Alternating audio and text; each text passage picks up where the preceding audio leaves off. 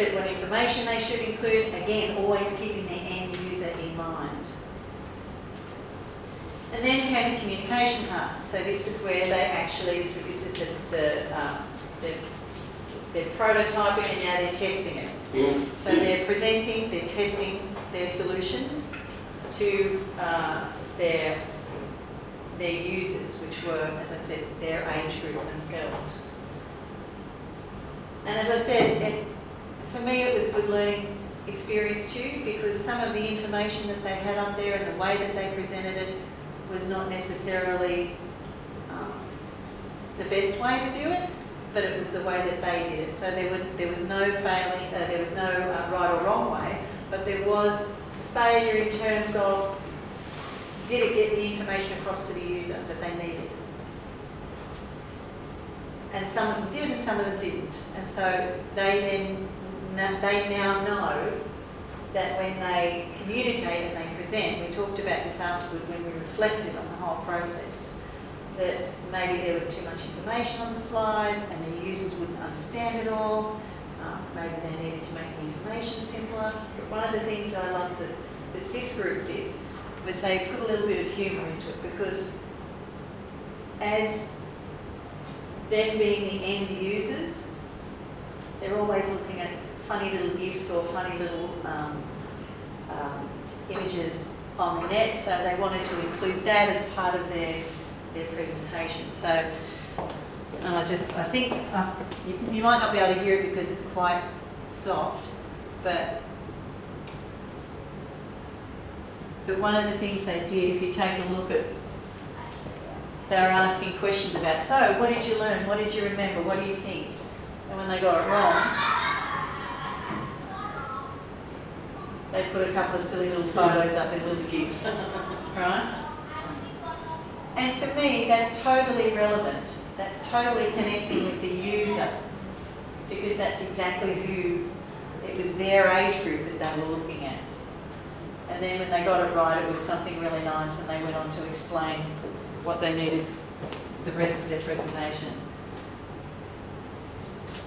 So I've put the teaching plan up there. I put it as a PDF and as a OneNote for those people that use Microsoft Office 365. So you can access that and have a look at it. Again, for me it was a learning process too. So I would change things. I would change some of the things that we did. So for me it was a learning journey along with the students, which I think is a really important thing. And when we did the reflection, I said that to them. I said, look, I think you guys did a really great job.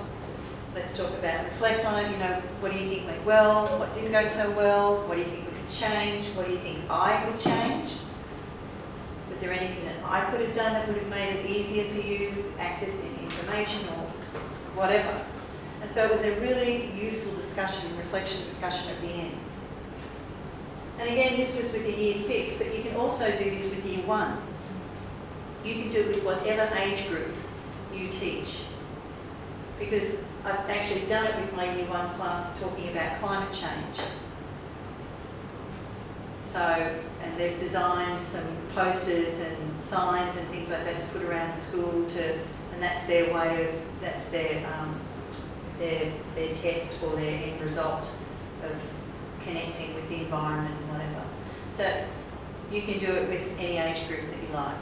The little ones, maybe not so. And under 5 is a little bit hard, but 6-year-olds and above, depending on how you pitch it, they love it. And one of the, as I said, one of the things that they really love is that they get to connect with a real world problem, and they get to try and do something about it. Which, as I said at the beginning, with technology and connecting with the world these days, there's so much of that information out there for them. If we can help them connect in a meaningful way and not make it so scary either, then I think it's quite a good thing. So what next?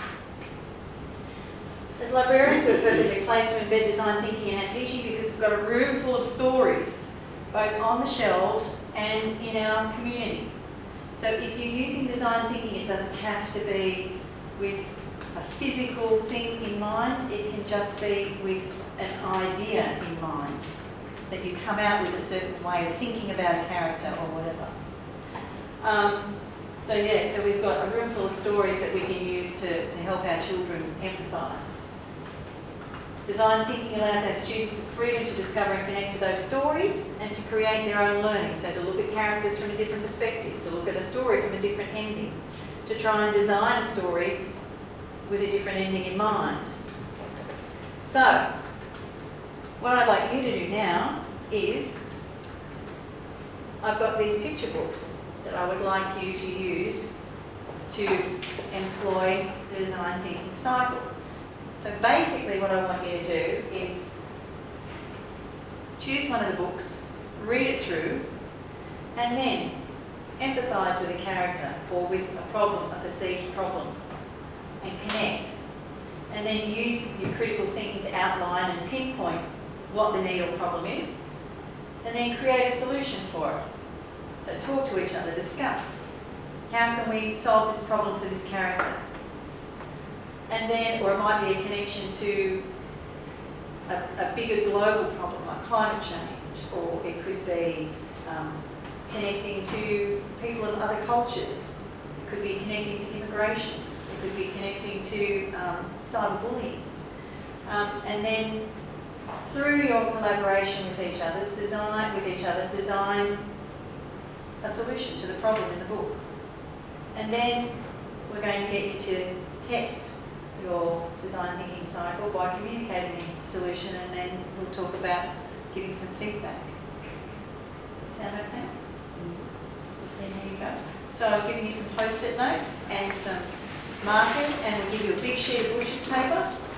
So I've put that up there so that you can look at the cycle. Actually, I probably should go back and do the other one, because it's a bit clearer. Go back to the slide.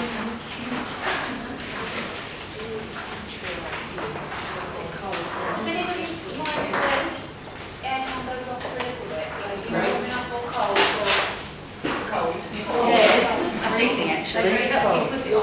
I know it's right. So, the first thing you'll need to do is to read the story.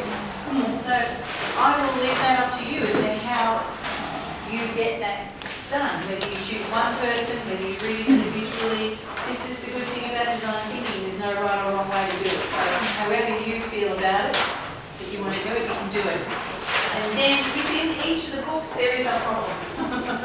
We sit over there. It's a great book. We need to read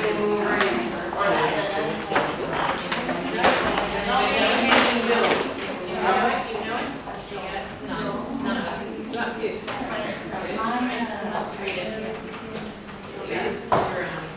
So first picture is nice and short. So have a look at it, talk about it, see if you can find a problem that you can connect with as a group. And then talk about how you can solve it. Read it to us. Read it to us.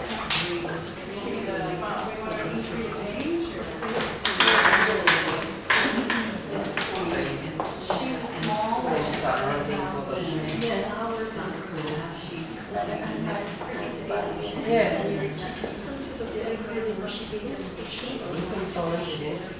Look at the bottom, it is.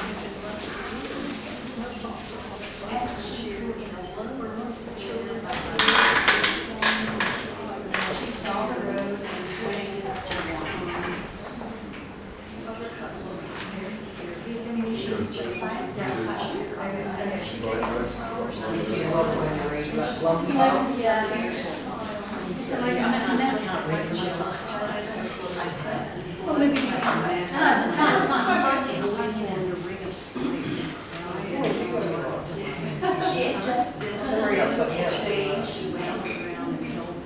She was slow and unsure. I took her picture and pinned it to the nearest tree.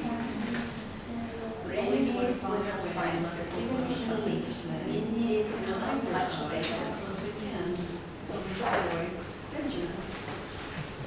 I brought her change to see if stood with her and said, "Don't cry. You're strong. It's not your fault. They just don't know Her freedom of she to take her special abundance. She seems to disagree. A little boy with big ideas and she's so up her And doing the mathematics.